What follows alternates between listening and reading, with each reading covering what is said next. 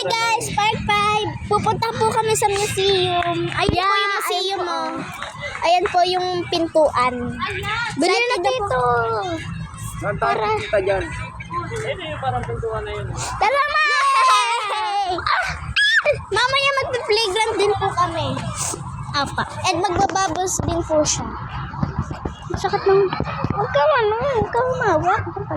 And by the way guys, thank you po sa pag-subscribe sa kay Jency. May 1K na po siya.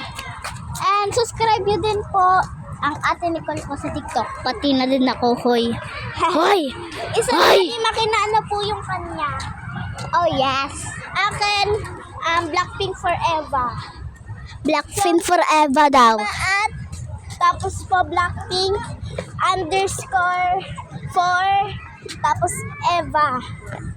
Saan tayo dadaan? Dito. Guys, sobrang excited ko na. Guys, dito natin ma-explore yung damit ni sino ba? Manuel L. Quezon. Oo po. Dugo pa daw. Yung namatay siya yung suot niya. So, excited na ako. Ako din po. Excited na ako, guys. Guys, sobrang excited ko. Dati po, nagpicture po kami dyan. Teka pala sa 1,000 subscriber, guys, na pinapasuporta nyo pa rin ako. Eh, may vlogger. Oh! Bragel talaga ako kasi 1,000 subscribers na ako. Thank you talaga po sa pag-support sa aking pinsan. And hindi po ako mabilib na. Ay guys! Excited ako malapit ako yung pintuan. Ayun na! Guys, andito na kami. Pikit muna tayo. Dapat surprise. 3, 2, 1, pikit. Wow! Huwag daw maingay pero siya amoy sila.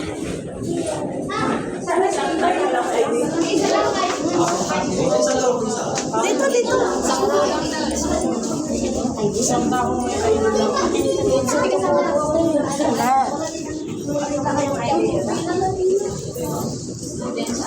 So, magbabayad yata. Lahat Guys, ano ba yan? Babalik na po kami, may bayad po. Ano ba yan?